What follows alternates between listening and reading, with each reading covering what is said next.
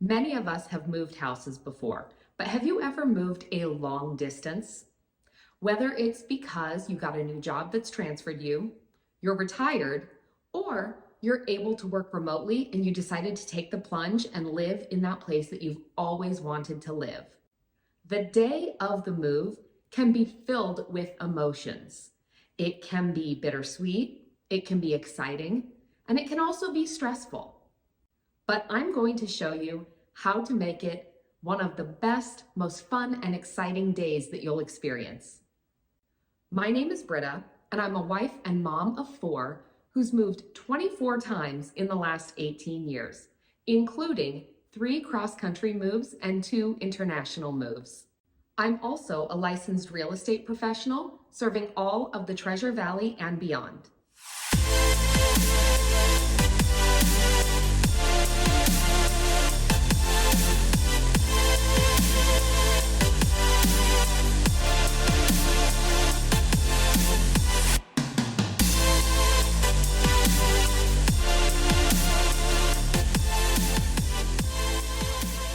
Welcome back to my channel and video number 7 in my series about relocation. If you missed the first few videos in the series, you can find them on my channel, and don't forget to subscribe so you don't miss future videos.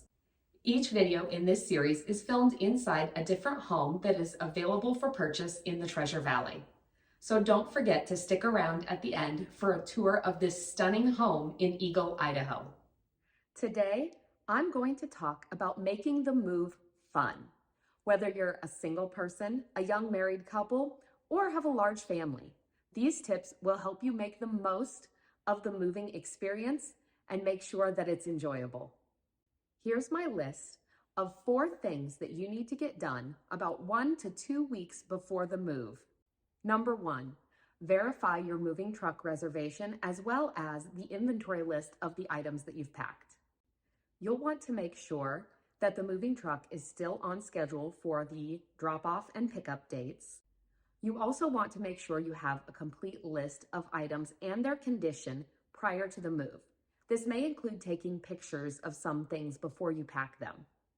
It's normal for some things to potentially get damaged during a move, but you want to protect yourself as well as possible in case there's any negligence by the moving company. If you're going to be loading up your own moving truck, I recommend reaching out to friends and family and asking for assistance.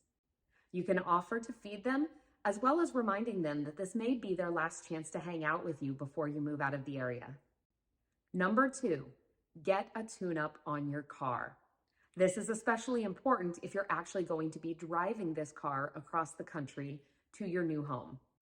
You'll want to make sure that the mechanic changes your oil, checks your brakes, and replaces any tires if necessary. You also want to check the vehicle for any error codes that could cause problems while you're on the road. You'll also want to make sure that your car is properly stocked with jumper cables, a spare tire, and a jack. I would also throw in a few extra phone chargers and holders just to make sure that you're not looking for them last minute. Does your car have an option for its own Wi-Fi or OnStar service? Maybe you don't use it on a regular basis, but many of these services give you the option to sign up on a month-to-month basis. I highly recommend using this during the time of your move. That way you know that you've always got access to services and help if you need them, even if you're driving through a dead zone. Number 3, pack a travel bag to go with you on the road. As you are packing up your home and preparing for the move, I've already recommended setting out a suitcase and throwing the necessary items into that as you're packing up the rest of your house.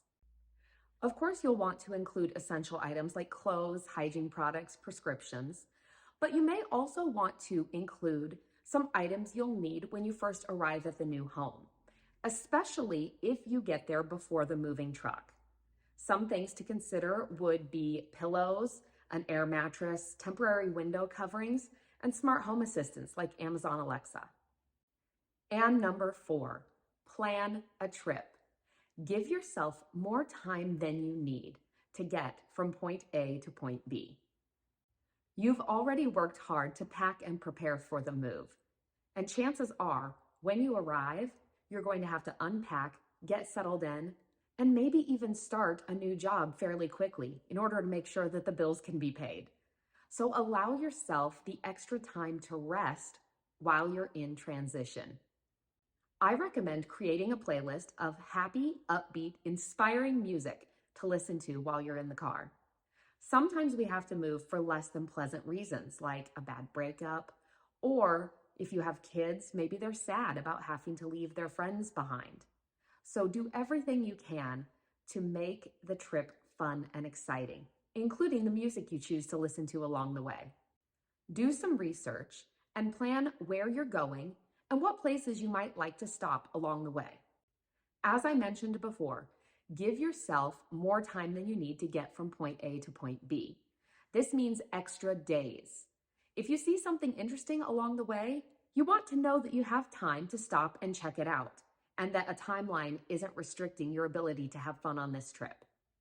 Worst case scenario, you get to your new home sooner than you'd anticipated, and you have extra days to relax and settle in. The last time my family made a cross-country move, we had planned for specific stops, like the UP in Michigan and Yellowstone. However, sometimes you find happy surprises, and you want to make sure that you have time to stop and enjoy them. My family stopped at a gas station to get fuel as well as use the bathroom and load up on snacks. And when we got ready to leave the gas station, we realized directly across the street was a really cool dinosaur museum that we had no idea existed. So we decided to stop and check it out. Sometimes when you're making a big move, driving isn't an option and you have to fly. You can still turn that into a fun trip as well. Maybe you've got a layover somewhere and you can extend that and give yourself a day or two to enjoy the location of your layover. When my husband and I were moving back to the US after having lived in Australia, we ended up having a layover in Fiji. We were able to get a hotel right across the street from the airport where we could lay down, take a nap, swim in the pool. It was very enjoyable and made the long distance travel much more bearable. Sleeping on an airplane is rarely comfortable, and a real bed is always better. Always have a backup plan. Maybe you planned for a really long day of driving, but you're really tired and you don't think you're going to make it to the next stop. Make sure you know where there are some hotels and places you can stop in between, just in case. I hope you enjoyed this video and it's inspired you to turn your next move into a little vacation. Comment below if you have a move coming up and you'd like to try this. Don't forget to subscribe so you can be one of the first people notified when I post the next video. Remember to stick around for a tour of this dreamy home. And if you know someone who's getting ready to move, make sure to share this video series with them as well. Stay adventurous, and I'll see you next time.